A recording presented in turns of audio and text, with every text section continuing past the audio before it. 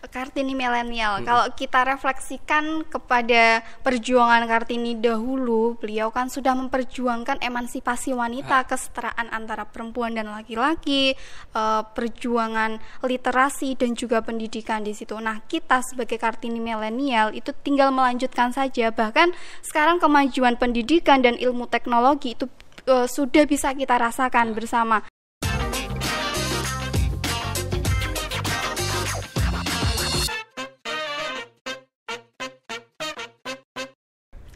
Salam cerdas, salam awas. Jumpa lagi dengan saya Denny Sanjaya di acara Rotasi Podcast. Podcastnya Pengawas Indonesia. Oke, tepuk tangan. Oke, sahabat-sahabat di Rotasi dimanapun kalian berada, kali ini ya saya menghadirkan tamu yang sangat-sangat spesial ya. Tamu ini itu bisa dikatakan tamu wanita yang paling solehah. Aduh. Karena apa? Karena beliau namanya Maulinatus Solihah. Jadi ya paling solihah di jagat raya lah seperti itu. Oke, Mbak Lina bisa dipanggil Mbak Lina atau Mbak Solihah atau siapa nih? Lina aja, yang penting jangan panggil sayang. Oh, jangan panggil sayang. Oke, jadi aduh, jadi dak diduk der nih teman-teman ya. Untuk sahabat-sahabat di Rotasi, ini adalah Mbak Lina ya seperti itu. Oke, Mbak Lina sehat? Alhamdulillah sehat, luar biasa. Hatinya juga sehat, Mbak? Alhamdulillah sehat juga sih. Secara mental dan fisik. Mbak Lina juga puasa ini berarti, Mbak? Alhamdulillah enggak. Oh, ya gimana ya? Perempuan sih ya, perempuan normal. Perempuan itu biasa halang rintang lah. Iya betul. Oke. Jadi ya ini Mbak, berhubung Mbak Lina itu dihadirkan di sini itu ya pastinya dari teman-teman Rotasi itu ya ingin apa ya Mbak, ingin mengenal Mbak Lina lebih dalam dan lebih dekat seperti itu Mbak. Siap. Apalagi kan kemarin itu ya tanggal 21 ya Mbak, itu tanggal apa?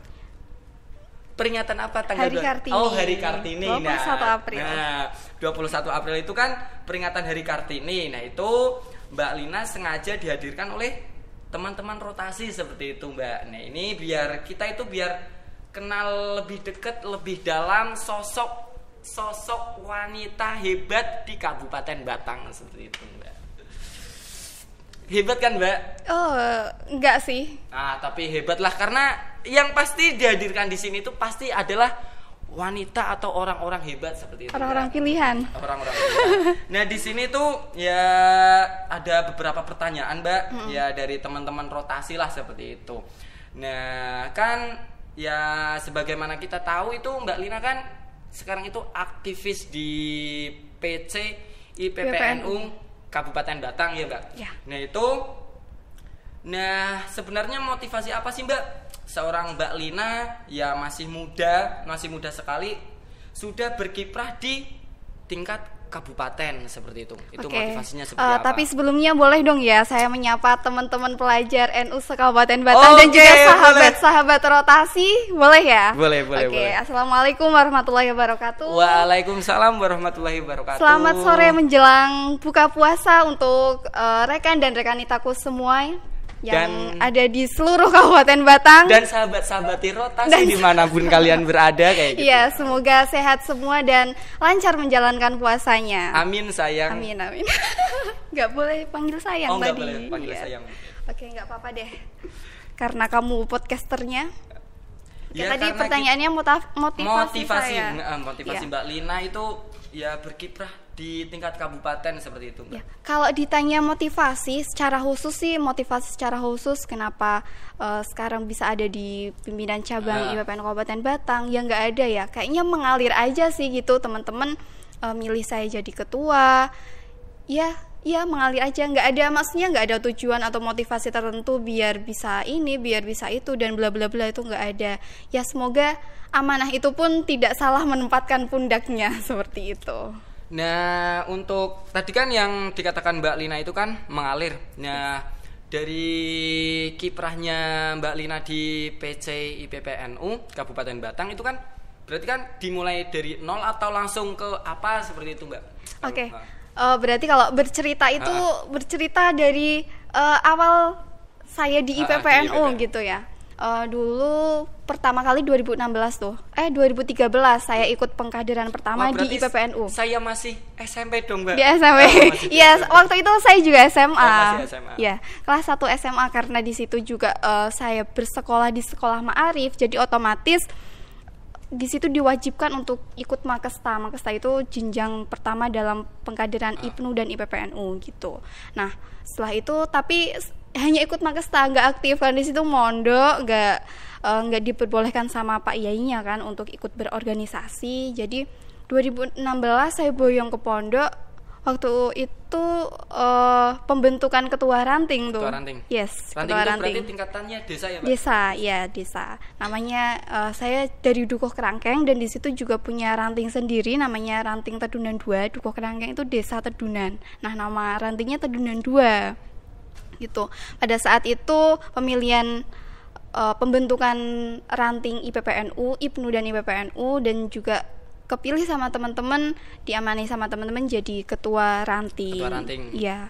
Terus selesai tahun 2018 lanjut di pimpinan anak cabang pun teman-teman waktu itu konferensi kepilih lagi jadi ketua PAC. Ketua PAC seperti Iya. itu. Berarti jenjangnya itu sangat panjang ya, Mbak. Nggak bisa ucuk-ucuk. Iya kayak dari nol gitulah ya. Namanya juga proses kan, nggak bisa instan. Jadi memang apa ya, Mbak, kalau ketua entah itu IPNU atau IPPNU itu pasti ya sudah mengalami arus yang sangat deras seperti itu ya, Mbak. Nah terus nih, Mbak, terkait dengan Tapi ceritanya belum selesai nih, Oh, kan belum selesai. sampai pimpinan cabang. Oh, iya. Iya, itu cerita masih di pimpinan Masih di anak PAC, cabang. ya. Iya, di pimpinan anak cabang. Terus waktu itu harusnya saya selesai tahun di pimpinan anak cabang selesai harusnya 2020 ya. Tapi waktu itu konvercap PCI PPNU waktu itu saya masih jadi ketua PAC, tapi konvercap cabang itu kepilih jadi ketua cabang. Ketua cabang. Jadi di PAC cuma setengah periode tuh, nggak full sampai akhir periode gitu. Nah, sampai sekarang lah di pimpinan cabang gitu. Nah, kalau ceritanya. di pimpinan cabang itu berarti kalau Mbak Lina ini sampai tahun berapa, Mbak? 2022. 2022. Yes. Berarti kan masih panjang lah, masih tahun ini sama tahun besok. Pasti kan selama menjabat di PC, ketua PC IPPNU itu pasti ada keluh kesahnya dong, Mbak. Nah ini pasti teman-teman itu pengen tahu lah. Pasti yang dilihat selama ini kan hanya senengnya Mbak Lina post kegiatan A, iya, di iya, B, iya. di Padahal C. nggak tahu tuh Padahal nggak tahu di belakangnya di kayak belakang apa. menjadi ketua PC IPPNU tingkatnya Oke. kabupaten itu pusingnya puyengnya seperti apa kan teman-teman pasti nggak tahu, rekan-rekan kita juga nggak tahu seperti itu. Oke, kalau bicara tentang keluh kesahnya pasti ya kita kan hanya manusia biasa yang punya kapasitas terbatas. Robot canggih apapun pasti juga akan down kalau di drill terus menerus Konslet. gitu kan ya, bisa konslet. Nah, keluh kesahnya pasti ada sih, apalagi kalau waktu itu ada banyak kegiatan dalam satu waktu, banyak sekali kegiatan, bahkan saya sampai biasa nggak pulang sampai berhari-hari gitu. Biasanya ya transit di rumah teman, misal hari ini ada kegiatan, besok juga, lusa juga ada, jadi sekalian nggak pulang, sekalian bawa baju banyak. Jadi Sekalian jog estafet itu berarti ya, jog tuh kayak lemari berjalan. Berjalan gitu. Iya, jadi hidup tuh ya tidur dimanapun gitu. Ya biasanya di hotel bintang 9. Apa tuh? Nggak tahu. Gedung PCNU. Oh, gedung. Berarti malah sering nginep di gedung PC-nya ya, Mbak, Iya. daripada pulang selama itu. Tapi seringnya di rumah temen sih, di rumah rekanita gitu. Nah itu Mbak, tadi kan teman-teman berarti udah tahu ya keluh kesannya itu ya ketika kegiatan bentrok lah, kegiatan bentrok pasti ya namanya ketua puyengnya minta ampun seperti itu jadi keluh kesannya. Terus terkait ini kan tadi kan ya peringatan Kartini, Mbak. Nah saya ingin tanya kepada Mbak Lina terkait tentang Kartini nih. Di era milenial seperti ini wanita milenial menurut Mbak Lina itu seperti apa gitu Mbak? Oke, Kartini milenial. Kalau kita refleksikan kepada perjuangan Kartini dahulu, beliau kan sudah memperjuangkan emansipasi wanita, kesetaraan antara perempuan dan laki-laki, perjuangan literasi dan juga pendidikan di situ. Nah, kita sebagai Kartini milenial itu tinggal melanjutkan saja. Bahkan sekarang kemajuan pendidikan dan ilmu teknologi itu sudah bisa kita rasakan bersama, entah itu laki-laki maupun perempuan kan.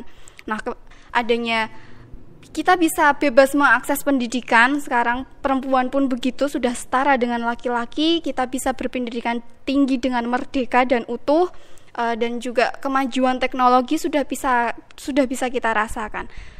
Dunia itu sudah ada dalam genggaman gitu kan. Mendapatkan sebuah informasi itu sudah sangat cepat sekali dan sangat mudah.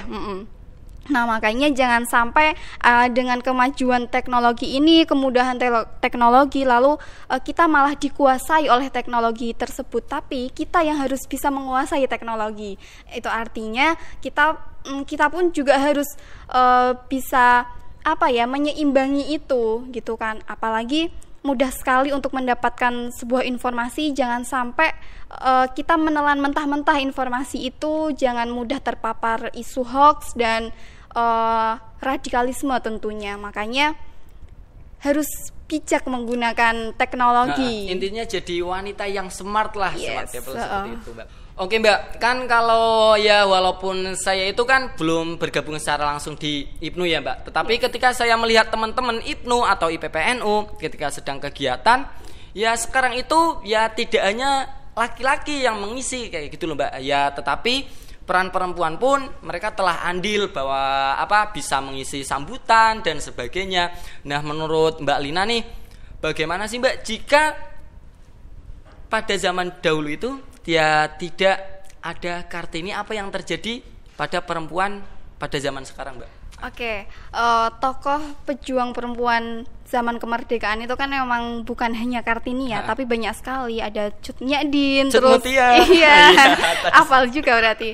Nah itu, tapi kenapa yang menonjol kok hanya Kartini gitu? Ya padahal perjuangan mereka juga sama, karena di sini kembali lagi tulisan itu lebih tajam ketimbang senjata sekalipun. Perjuangan menggunakan tulisan memang lebih tajam ketimbang menggunakan senjata sekalipun. Nah itu. Tapi kalau ditanya ini jawabannya juga kemungkinan ya. Nah kemungkinan pun perjuangan kesetaraan itu baru akan kita mulai mungkin gitu.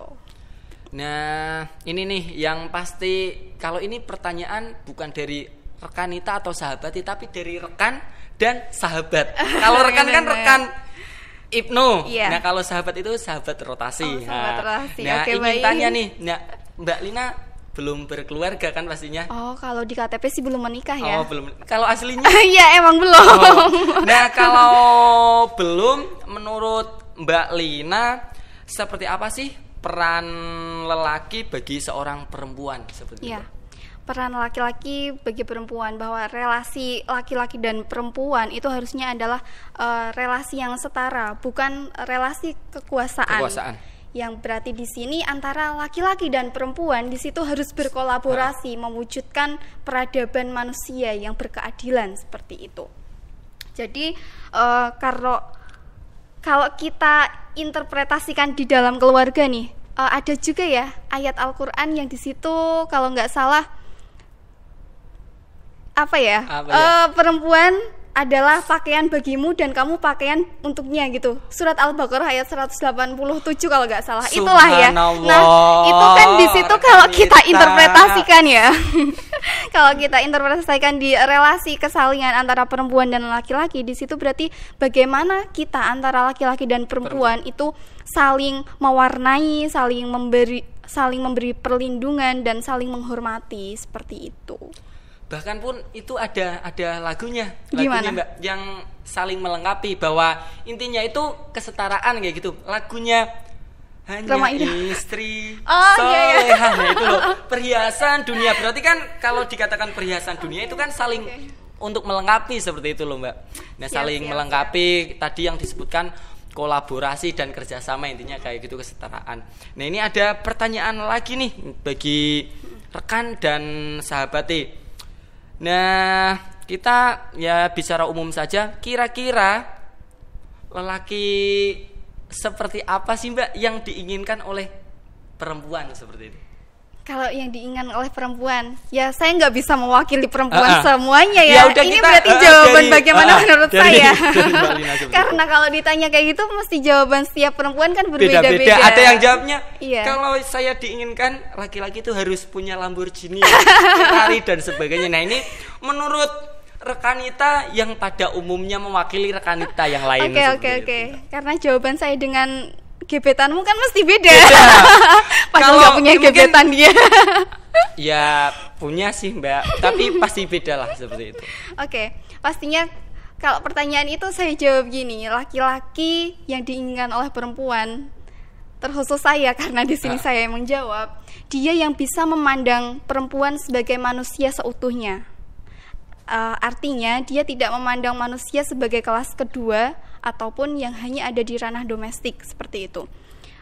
Kalau kita berbicara ke perempuan baru, laki-laki baru yang diteladankan oleh Rasulullah, yang pertama itu kan dia yang mampu menganggap pasangannya menjadi relasi yang setara gitu. Yang tadi bisa bersaling, bukan bersaing, yang saling menghormati, saling melindungi dan juga saling memberi perlindungan bagi pasangannya seperti itu kan. Nah, yang kedua, dia yang tidak risih melakukan pekerjaan domestik, pekerjaan rumah tangga. Seperti mencuci, seperti mencuci, menyapu, seperti itu. Nah, karena gini sih, kalau halnya yang biasa kita yang biasa di lingkungan kita, kalau hal menyapu gitu, kamu perempuan nyaponi gitu kan. Nah, padahal perintah untuk menjaga kebersihan, an-nadhafatu minal iman, kebersihan sebagian dari iman itu kan ditunjukkan tidak hanya untuk wanita, manusia perempuan saja, tapi laki-laki maupun perempuan. Nah, makanya mengerjakan pekerjaan domestik pun tidak akan mengurangi derajat kelaki-lakian seseorang seperti itu. Nah, kalau kita kontekskan di ranah keluarga, ranah rumah tangga, itu apapun harus dibicarakan dan juga harus dimusyawarahkan antara si suami dan istri. Pembagian pekerjaan domestik tersebut gitu. Nah, yang ketiga, dia yang mau bersama-sama mengasuh anak, karena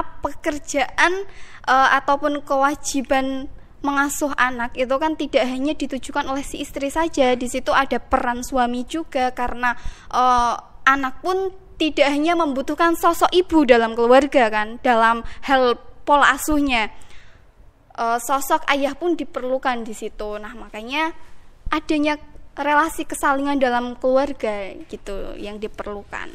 Jadi intinya itu sebenarnya itu perempuan itu tidak hanya butuh laki-laki yang hanya kaya, tampan seperti itu ya Mbak. Iya, tapi betul, yang betul. Tadi disebutkan oleh Mbak Lina itu kan yang saling menyayangi seperti itu, terus menghormatilah, terus itu tidak risih melakukan pekerjaan wanita. Ya memang sih Mbak, ketika saya di rumah pun saya sering membantu pekerjaan ibu saya, bahwa pekerjaan paling berat itu bukan yang dilakukan oleh laki-laki, tetapi yang dilakukan oleh ibu rumah tangga. Menyapu, bayangkan satu wanita itu menyapu, memasak, terus mengasuh dan sebagainya, itu berat sih menurut saya. Yang tadi disebutkan Mbak Lina ya, bahwa benar bahwa yang dibutuhkan itu ya memang tadi ya tidak risih melakukan pekerjaan. Terus yang terakhir itu apa Mbak?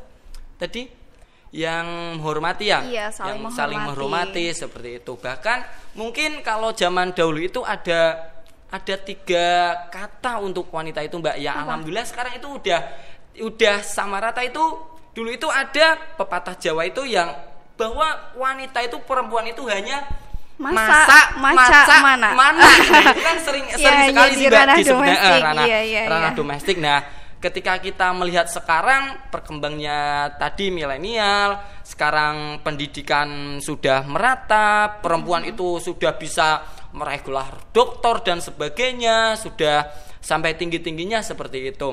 Nah, ini kembali ke tadi Mbak, tadi yang disebutkan Mbak Lina tadi, yang dijelaskan pasti yang terjadi itu ya sekarang itu saling menyalahkan antara lelaki dan perempuan seperti itu Mbak. Yang menurut Mbak Lina seperti apa sih Mbak agar hak-hak perempuan terhadap lelaki itu tersampaikan? Nah, tadi itu yang disampaikan Mbak Lina itu agar bisa tersampaikan ke para lelaki, para jantan seperti itu Mbak. Oke. Nah, di sini juga diperlukan kesepahaman sih antara kedua belah pihak, laki-laki maupun perempuan itu.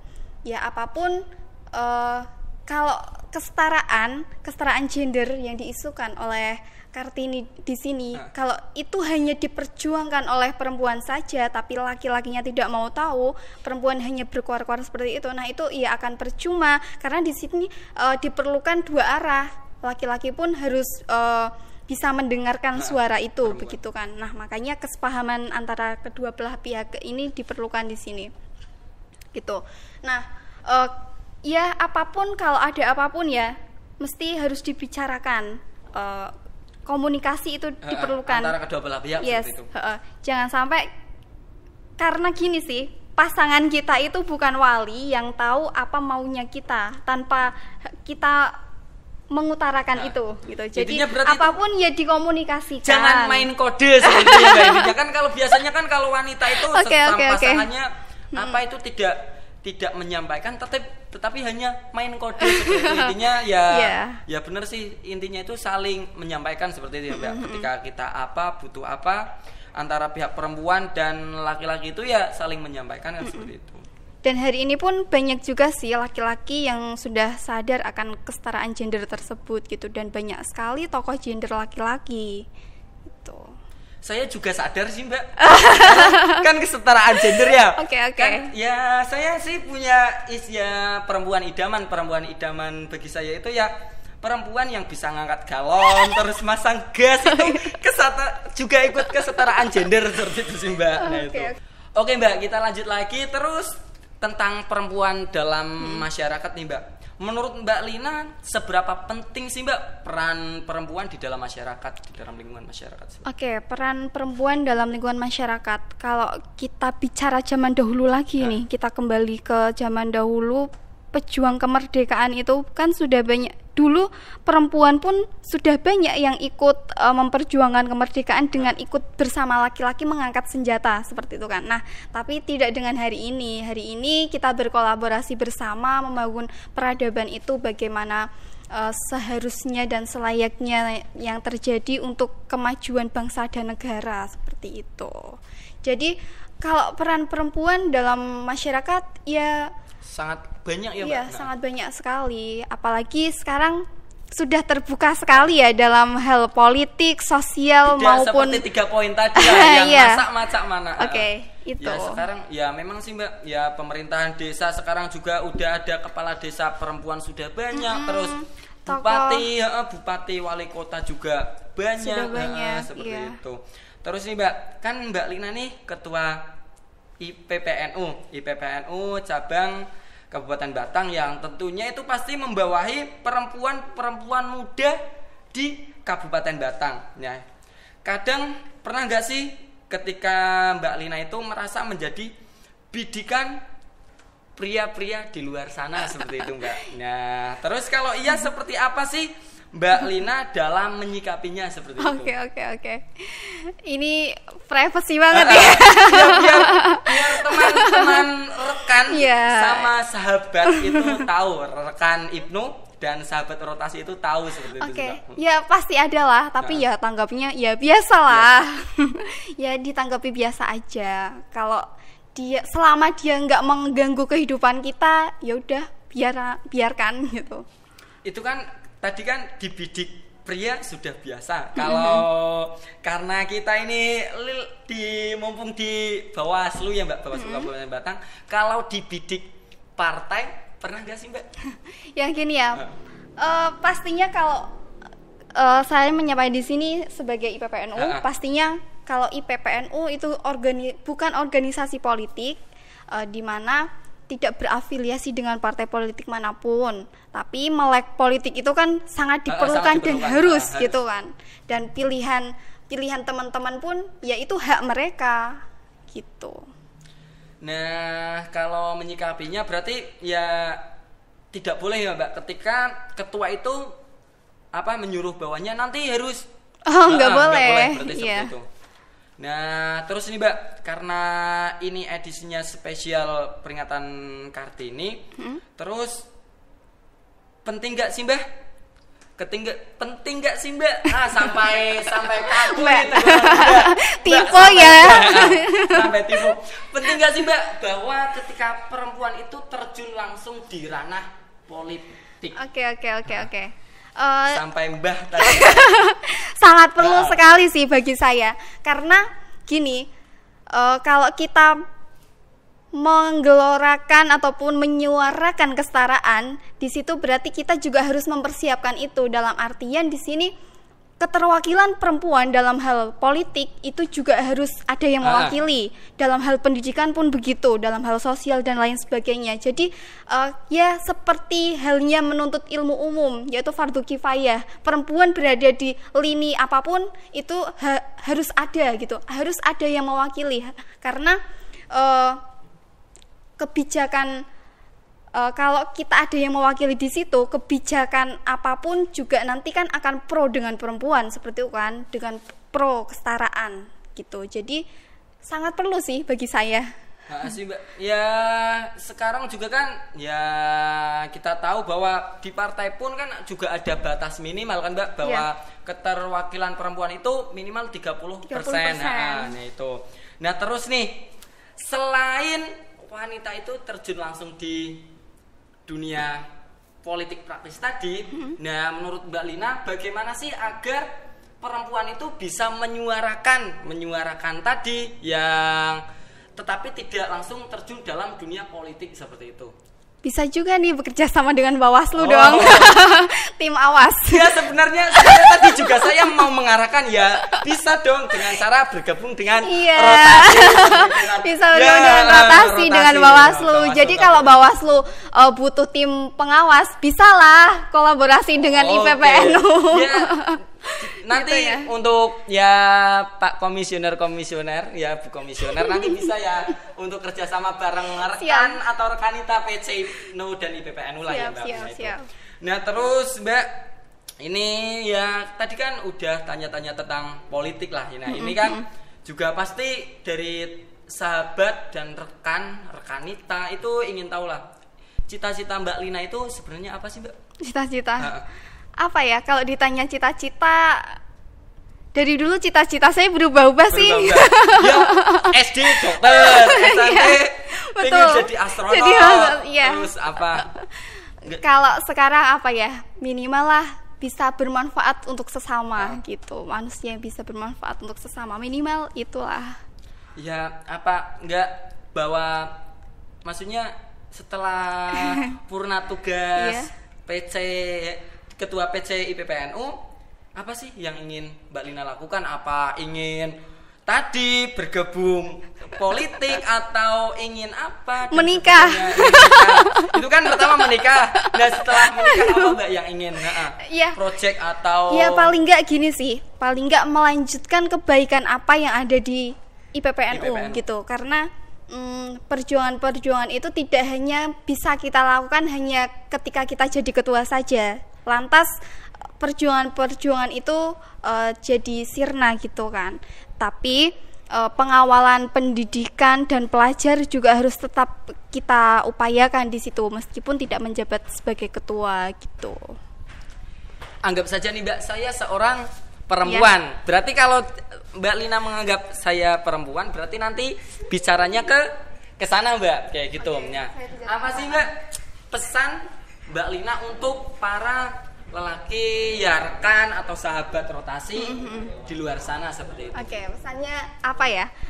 Kalau pesannya gini, bahwa ketika perempuan memperjuangkan kesetaraan itu tidak lantas perempuan itu berusaha untuk menyaingi laki-laki, tapi di sini bagaimana kita bisa bersaling dan bermitra ataupun berkolaborasi seperti itu. Jadi yang saya bicarakan tadi, apapun ranah domestik itu tidak hanya pekerjaan perempuan saja. Ketika teman-teman laki-laki mengerjakan pekerjaan itu tidak lantas menurunkan derajat kelaki-lakian jenengan semua seperti itu. Nah itu ya rekan sama sahabat itu didengarkan pesan dari Mbak Lina seperti itu. Nah itu kan tadi pesan untuk laki-laki. Nah untuk Mbak Lina juga saya ingin dong dengar pesan untuk perempuan hebat di luar sana seperti itu.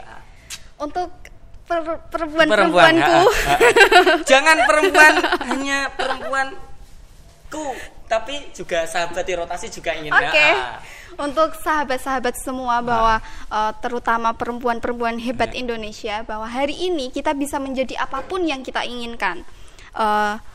Yang menghalang-halangi cita-cita kita itu adalah diri kita sendiri, karena sejatinya musuh terbesar kita adalah diri kita sendiri. Nah, kita sebagai perempuan, sesama perempuan itu sejatinya kuat dan akan akan lebih kuat ketika sesama perempuan saling menguatkan. Gitu. Apalagi ditambah bertemu dengan partner yang juga saling menguatkan. Intinya, jangan baper ya. Intinya seperti perempuan itu bisa digambarkan seperti lidi ya, Mbak.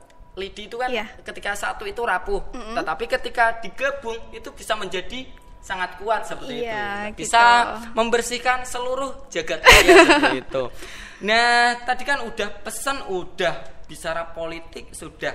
Nah, ini ya pastinya ingin tahu setelah ya luar biasanya semua ini yang dilakukan oleh Mbak Lina, untuk ke depan Mbak Lina milih jadi wanita karir atau wanita rumahan. Nah itu alasannya seperti apa? Wanita karir atau wanita rumahan? Pinginnya sih wanita karir, tapi yang tidak meninggalkan kewajibannya sebagai seorang istri, tentunya gitu ya. Berarti intinya itu pingin punya karir, tetapi juga tidak meninggalkan kewajiban sebagai seorang istri. Iya. Nah yang pastinya kan banyak sih Mbak, ya ketika wanita itu memilih wanita karir, tetapi itu ya tidak mau mengasuh anak, itu diserahkan kepada asisten rumah tangga dan sebagainya seperti tapi itu. Ya nggak apa-apa selama dia mampu membayari asisten rumah tangga. Nah itu Mbak, tadi udah bicara ya panjang lebar, terus ya karena ini spesial di Bawaslu Kabupaten Batang. Nah tolong dong Mbak beri 3 kalimat untuk Bawaslu Kabupaten Batang. 3 kalimat untuk Bawaslu Kabupaten Batang. Apa ya? 3 kata. 3 kata. Atau ya gimana contohnya? Ya, jos atau apa? Yang menurut dari Mbak Lina selama mengenal Bawaslu Kabupaten Batang seperti itu, yang bisa menggambarkan Bawaslu Kabupaten Batang 3 kata kayak gitu, Mbak. Sahabat awas selamanya. Sahabat awas selamanya. Wah luar biasa. Berarti sahabat kita untuk mengawasi politik perpolitikan di Indonesia selamanya seperti itu ya. Nah ini kan ya tadi udah bincang-bincang panjang lebar ya Mbak. Nah harapannya nih ya dari sahabat di rotasi, rekan-rekan kita bisa berkolaborasi lah ke depannya seperti itu. Ya harapannya juga ya Mbak Lina tadi dikasih pertanyaan yang sangat banyak, itu tidak menjadikan Mbak Lina kapok untuk datang di sini. Siap. Nah, boleh lah besok lagi ya. Nah, atau mau podcast sama pelajar NU Batang? Aduh, nggak kalah keren loh. Ya untuk teman-teman semuanya yang nanti mungkin rekan-rekan kita atau sahabat-sahabat di rotasi nanti bisa mengunjungi podcast Pelajar Batang, YouTube-nya di bawah ini. Ya nanti ini ya bisa diedit kok Mbak. Nanti siap. Akan bisa diedit ya. Nanti di bawah ini kayak gitu. Nah, nanti harapannya ke depan bahwa rotasi dan Bawaslu Kabupaten Batang dan PC IPNU dan IPPNU Kabupaten Batang bisa terus berkolaborasi seperti itu. Nah, tadi ini ada pesan masuk juga Mbak. Tadi belum disebutkan, ya bisa disebutkan dong alamat Instagram dari Mbak Lina biar sahabat rotasi nih yang tadi yang Mbak Lina bicarakan dari awal sampai akhir, pengen lelaki seperti apa, pesan lelaki seperti apa, itu bisa ya para lelaki itu ya setidaknya yang sesuai dengan kriteria dari Mbak Lina itu bisa ya berkenalan seperti itu. Nanti bisa di follow ya di bawah ini Instagramnya. Oke, teman-teman Alina. bisa follow ya Instagramnya di bawah ini seperti itu. Oke, Mbak Lina, terima kasih untuk ya bincang-bincang pada siang sore hari ini. Semoga bermanfaat ilmunya untuk rekan-rekan kita dan sahabat-sahabat rotasi. Amin. Nah, untuk ke depan ya seperti tadi bisa terus berkolaborasi. Mungkin ada yang ingin disampaikan? Oh iya, tadi juga saya belum mengucapkan terima kasih atas undangannya sahabat rotasi yang sudah mengundang saya di sini. Gitu. Gak usah follow ya teman-teman. Mohon maaf, follow saya udah melebihi cukup 1.700 lah, udah cukup. Gak usah follow, gak apa-apa. Gitu. Nah, itu. Oke, teman-teman, terima kasih untuk podcast rotasi pada hari ini. Ngabuburit yang sangat berfaedah. Ya, alhamdulillah. Semoga kita terus sehat ke depannya. Semoga selalu bahagia, banyak rezeki dan selalu dilimpahkan kebahagiaan yang hakiki. Oke, terima kasih. Salam cerdas, salam awas. Sampai jumpa.